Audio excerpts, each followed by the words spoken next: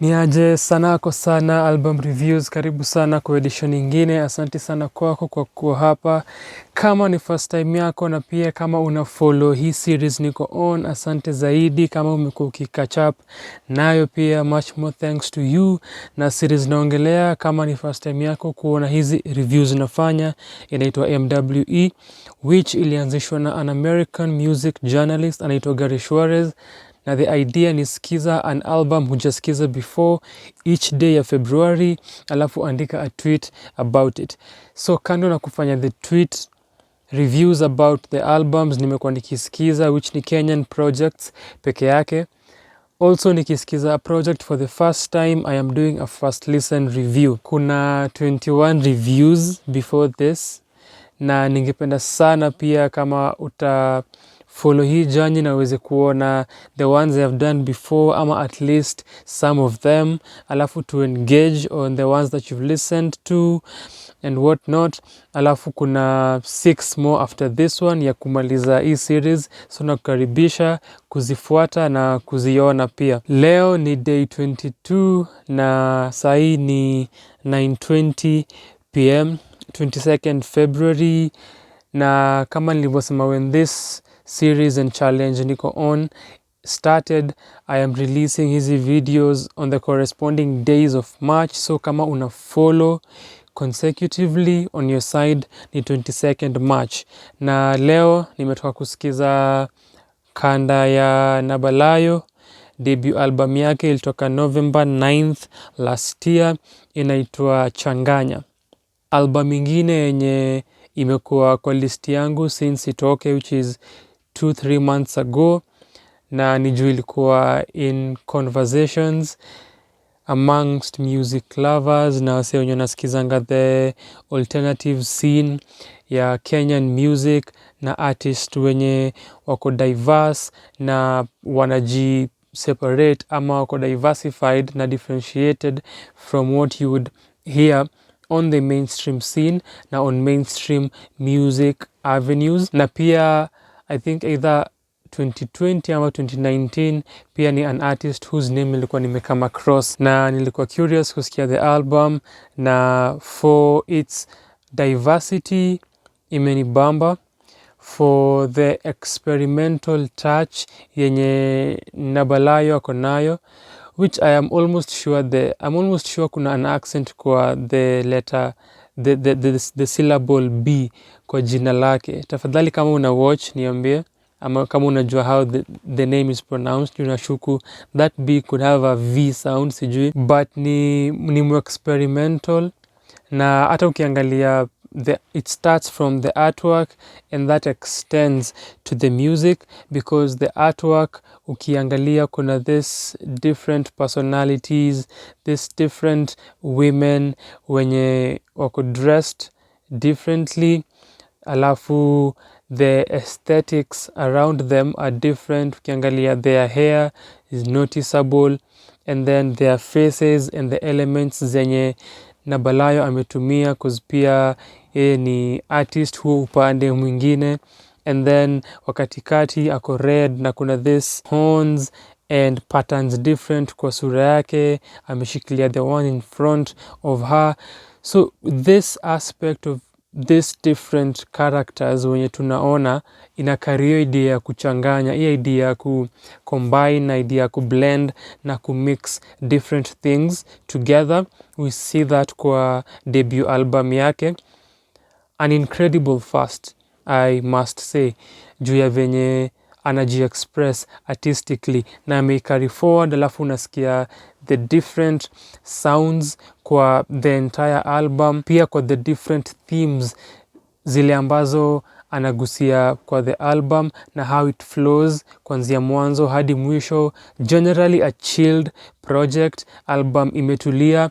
Hata ukiangalia the sounds that she is using, alafu the pace of the songs imetulia, calls upon you kusikiza kwa makini, calls upon you kusikiza her words na kuenjoy the music that she is giving us. And it starts from Tony with the water theme. You hear even your sound ya maji kuflow, na unapata scene ya msee ako kwa river mahali ama place kuna some stream of water flowing, and then kuna miti na unasikia pia birds zikichap, na inakupatia hiyo atmosphere yenye alikuwa na gofo na hiyo theme as well.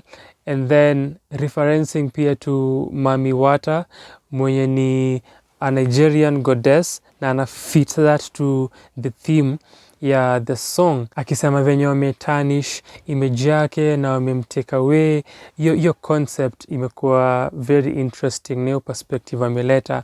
And then you get to Fireplay, na what I noticed ni hiyo idea ya maji na element ya maji alafu element ya fire. And then sasa for me, my interpretation ya mwana wa gorofa ilikuwa na hiyo aspect ya the earth gorofa earth, na venye samanga apartments na buildings kukuwa concrete jungle, na so people treat the earth. But hapo pia anaambia mwana gorofa amemwacha yeye, anarudi majini, anarudi baharini, so kuna hiyo idea ya maji ina come up once again. And hizo themes, retrograde, then Crimea River, some pain that she is undergoing, relationships, na that's part of the themes anaguzia. Kuna anaongelea relationships, romantic ones, anaongelea relationships akiangalia watu na jamii na how we relate to each other, so she also has that. Alafu anaongelea pia herself na perception yake kujihusu, alafu perception yake kuhusu environment yake na kuhusu dunia, and a few things that she is observing and experiencing kwa life. So you have that all through the entire project, na anazichanganya kama jinsi mada ya rekodi hii inavyosema, na kutupatia the entire project that is her debut album. Vitu kama Old Friend, then Blowing Kisses, then Gari ya Moshi, and idea movement and traveling and kutoka from a situation to another in wanting kuibadilisha. Kuna hizo imagery pia that she is good at using and employing to her advantage, kukupatia the proper picture na uweze kufeel kile ambacho anasema na kuelewa. Na vitu kama Kingika, Growing Pains, going back to Kenya nilikuwa nasema kuhusu uchungu na relationships na maisha pia in general, and Domodomo kugusia society na jamii na watu kuongea, and then Tinnitus or Tinnitus, which is the last song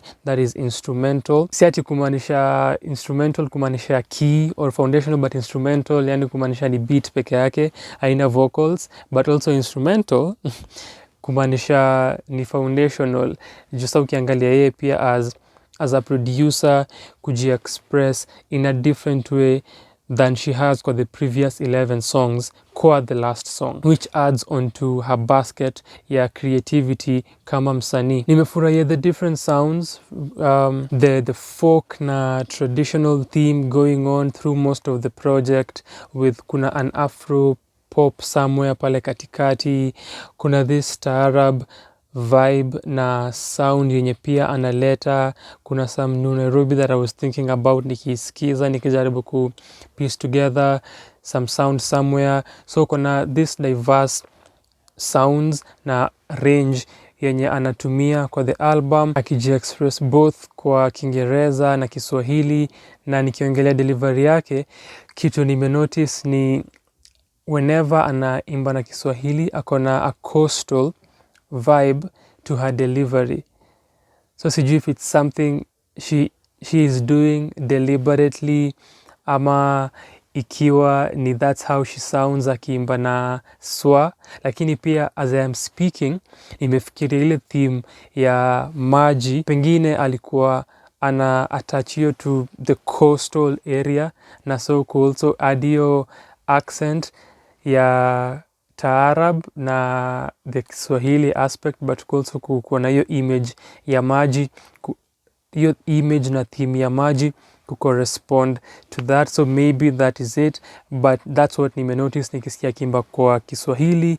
Na also hizo ngoma zenye ziko na hiyo taarab vibe, ukiangalia the sound na pia ukiangalia venye ana adlib na how she's harmonizing, ngoma kama Macheo, ngoma kama Mwana wa Gorofa unaisikia, then Domo Domo and a song or two katikati, venye ana deliver na venye aneka adlib zake na harmonies unaisikia sana, na it sounds good na interesting to listen to, na venye anaji express ni creative. Kitu nimekuwa skeptical about nikisikiza the album for the first time a few minutes ago ni delivery yake generally, not through the entire songs but in a few songs nikisikia ilikuwa ime come up in a few instances, na ni kuna those points where siko sure kama tone ya delivery yake ina sound fiti, na kile namaanisha ni kuna this high voice yenye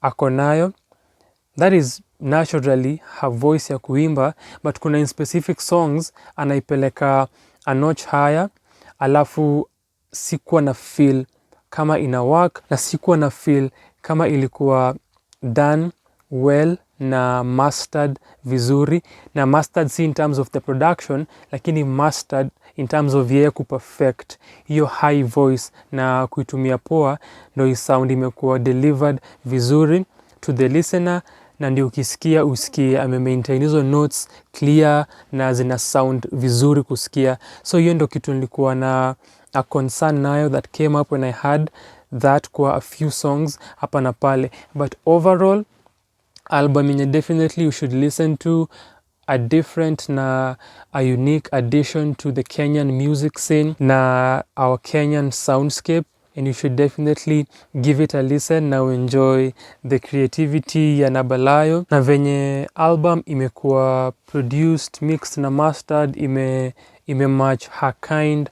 of music, ime match her kind of production, tukiangalia the instrumentals and how they sound. So props kwake na Thumbs Music kwa hiyo side.